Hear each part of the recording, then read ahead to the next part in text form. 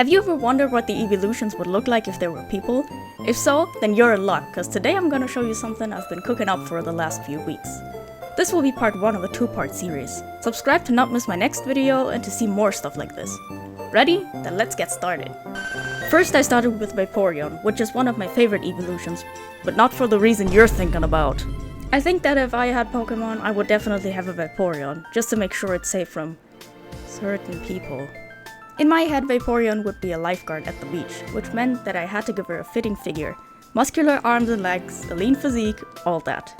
To me, she would be outside all day, which is why later in the drawing process I gave her a tan. She also seemed like the type of girl that would prefer a swimsuit over a bikini, so that's what I went with, which worked out well, since that is what some lifeguards wear anyways. Come to think of it, I don't think I've ever seen a lifeguard in a bikini. Is that against the rules or something? Most of the time, I've seen them in a shirt and shorts, to be honest, which made me wonder if that's even the ideal thing to wear in a scenario where you need to jump in and save somebody. Wouldn't the fabric soak full of water and make it harder to swim? That's what I asked myself at least, but as it turns out, most lifeguards' uniforms are made from materials that don't soak up as much water as normal cotton, and are mainly for sun protection and for people to be able to identify them quicker. So if you are like me, laying in your bed at night wondering about this, then now you know. Unlike me, you can just sleep. This led me to the point of the drawing I was thinking about the longest, the hair. I thought that long flowy hair would be the most fitting for her, but that can't be allowed as a lifeguard, right? So I had to rethink. I didn't want her to have a swimming cap because I thought it would look strange in my style, so I settled for this braids combo. That meant that I could still communicate that her hair is long, and I'm really happy with them. I was expecting it to look worse, honestly, since I tend to struggle with drawing braids, but they look okay. Then it came to the details, and I wasn't sure at first whether or not I should give her gold or silver jewelry. I ended up settling for silver and made sure to mirror a part of her design in the earrings. The chain around her waist was supposed to be those African waist beads, but in hindsight, I think I could have communicated that better. Oh well. Like with the earrings, I also tried to incorporate parts of the original design here. A lifeguard of course also needs a whistle, and for the shoes I gave her flip-flops. Simple. What wasn't so simple was the background, however. I had a similar background before in my Chun-Li video, but I forgot how long it would take to draw. My plan was to keep the backgrounds pretty simple for all Eveelutions, because they would only be seen in the versions on social media anyway. Once I'm done, I will put them all in one big picture. I still really like the design, even though the anatomy isn't the greatest, but with practice comes skill, which brings me to the next drawing, Jolteon. For her, I had to think a little harder about what her theme would be, but I ended up making her an electrician. Not crazy creative, but it's something I hadn't seen before, so I wanted that. I tried to draw the hair spiky like her fur, but I don't really draw hair like that, so it was a bit out of my comfort zone.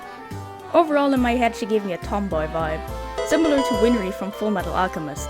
To mirror Jolteon's fluffy neck, I gave her a wristband with the same shape, and a pin with a lightning bolt on it, cause let's face it, electricians don't really have the most interesting outfit to work with. In some of the pictures I saw when looking for references, I saw multiple men carrying cables with them, so I made sure to include that in my drawing as well, to make it more interesting. Lastly, I felt like she would be the type to have piercings, so I just kinda went ham on her left ear. And for the right ear, I gave her a lightning-shaped dangling earring. Maybe that's a bit on the nose, but I was having a hard time to think of other symbols or shapes I could use. In the end, everything worked out fine though, because I still like the design and especially the face. The wide smile was important to me, even though I draw them with the famous CalArts bean mouth. Leave me alone, man. Glaceon was next, and in my head I pictured her with a big fur coat to keep her toasty in the cold. As a reference, I used Pinterest and one of my coats. In the original design, she already had bangs, so I knew that those were a must. There was simply no way around it. Also, my plan was to keep her design simple and understandable because of the minimalist way icy lands look compared to, let's say, a jungle. Overall, I wanted her to feel like an ice queen, but with a warm heart, hence her happy expression. Elegant, but not stuck up, you know? The background really was a struggle, and eventually I just said whatever and decided to focus on the character instead. Picking the colors was also a bit of a struggle, which is why you can see me changing them around a bunch. I didn't dislike the blue gloves, but they demanded so much attention that was supposed to be on her face instead. That's why she has blue makeup. I think I mentioned this before, but I love drawing makeup on my characters because it makes me feel like I'm playing an old Flash dress-up game. Of course, then I got distracted by playing them again, so here's my Mer Pony OC. Original character, do not steal. Here's the final drawing. I think she looks kind, and overall I think I could have done a worse job. Which I then promptly did when drawing out the last evolution for today. Guys, I don't know what came over me, but suddenly I lost all my ability to draw when trying to draw Leafeon. I had the clear vision to draw her as a cute gardener, but everything went wrong somehow. Starting with my brilliant idea, to use a very static looking reference for her, which I had no choice but to scrap and start all over again. The whole time I was dissatisfied with how things were going, so I just did what had to be done, which at least gave me the chance to spice up the pose a bit. I chose to pose her sitting down, and now I was ready to figure out where I wanted to go with this. The only thing I really knew was that I wanted to keep the watering can, and I placed it in front of her. At this time I was reading Sailor Moon, so she was a little bit inspired by Sailor Jupiter and her plant powers.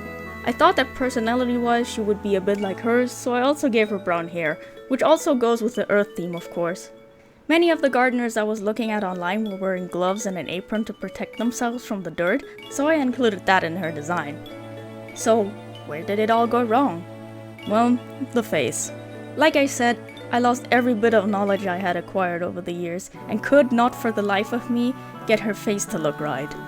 Nothing I tried was helping, which then led me down a horrible spiral of imposter syndrome, which I still haven't recovered from. Overall, her clothing is simple, mirroring the colors from her original design.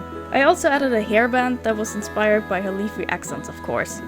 Looking back, maybe I should have gone harder on that, but I just wanted to move on to the next drawing if I'm honest with you guys. They weren't all winners, but I'm satisfied for the most part, which is enough for me for now. In the next part, I will draw the rest of the evolutions, and I hope you liked this video and subscribe to not miss out when I upload it. Besides that, I also wanted to mention that I have a Patreon where you can get extra behind the scenes stuff and get to see me struggle. Thank you so much for watching.